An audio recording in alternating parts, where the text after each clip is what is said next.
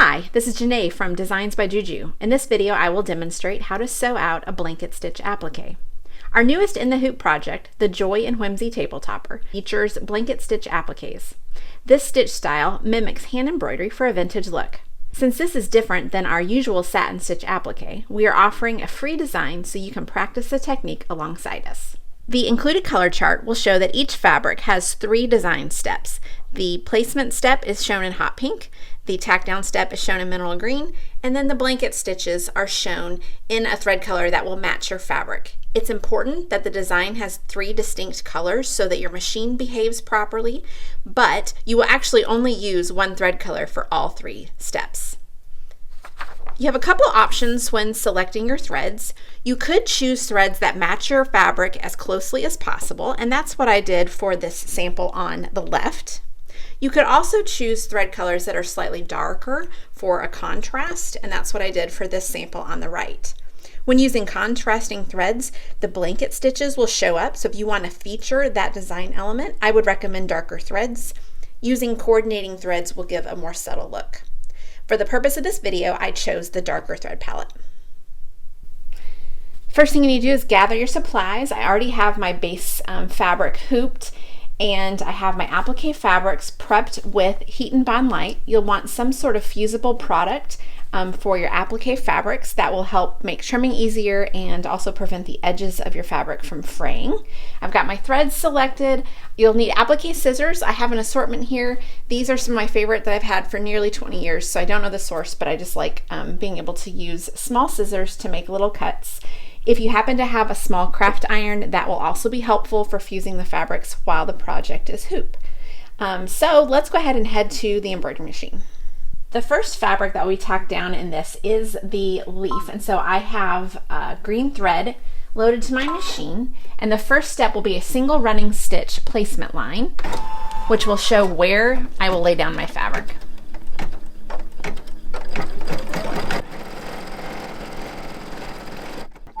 All right, now that I have the placement line showing where I should lay the fabric down, I'm going to remove the paper off the back. That's there from applying the Heat-n-Bond Lite. I will lay my fabric down, making sure I'm covering all the stitches, and just kind of peek underneath and make sure the fabric is covering that whole stitch. And then the second step of the design is the tack down step. It'll be a double pass of running stitches to tack the fabric down in place.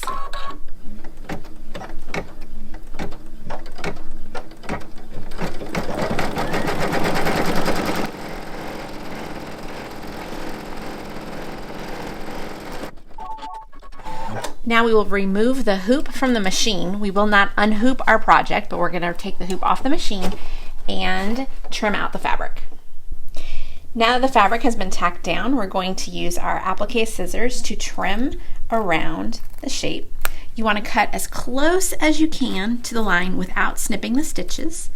That is because the blanket stitch finish that we will have around this fabric is not a traditional satin stitch applique, and so we want it to be super close to this line.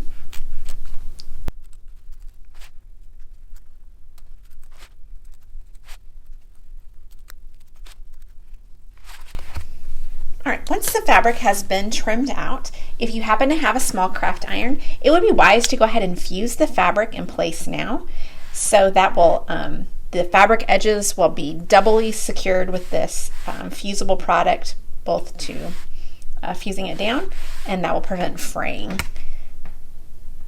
as the rest of the design stitches. All right, now let's return to the machine. The third design step is the blanket stitches around the leaf.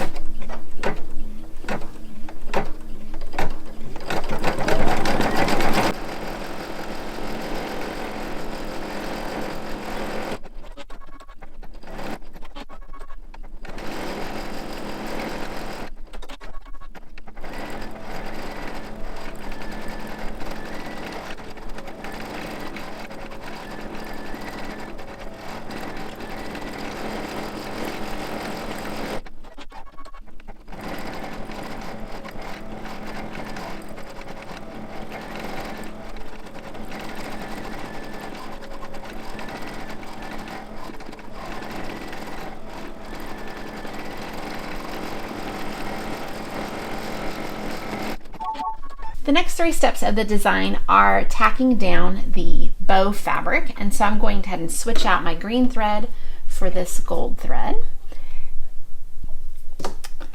And then the next step of the design will be the placement line for the bow.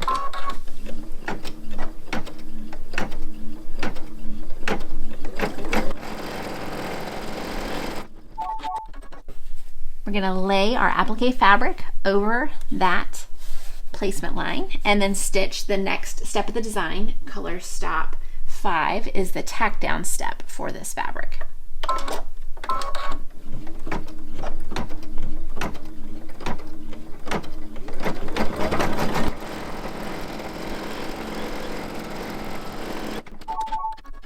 All right, we will remove the hoop from the machine and go trim the fabric out, and I'll be right back.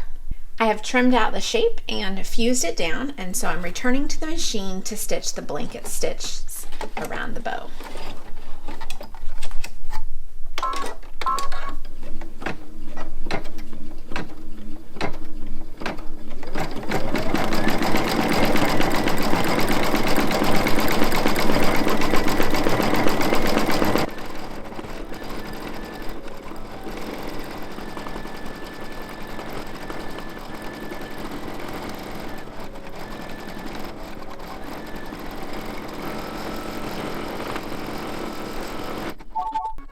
The next step of the design is to stitch the placement line for the berries. So I've changed my thread to red.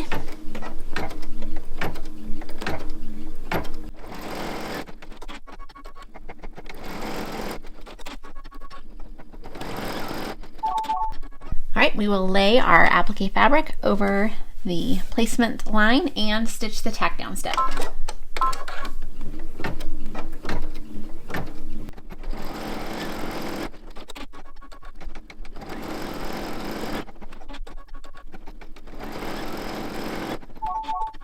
We will remove the hoop from the machine and trim the shape out.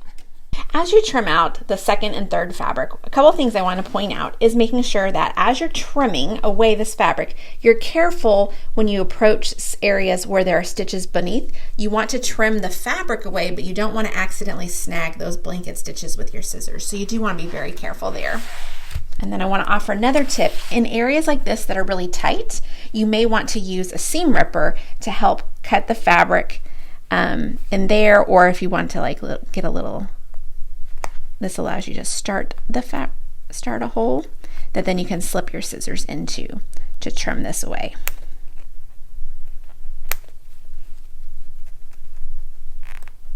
And again, you want to get as much of this fabric out of that hole as possible. And then once you have it all cleaned up, you can fuse it down in place before returning to your machine.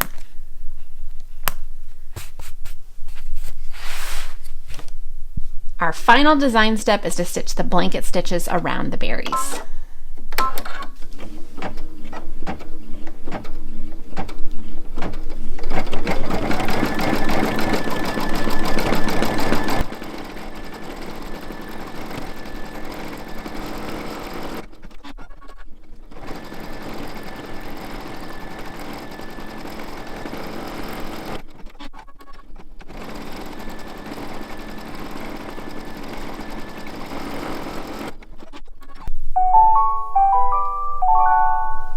And with that, our design is complete.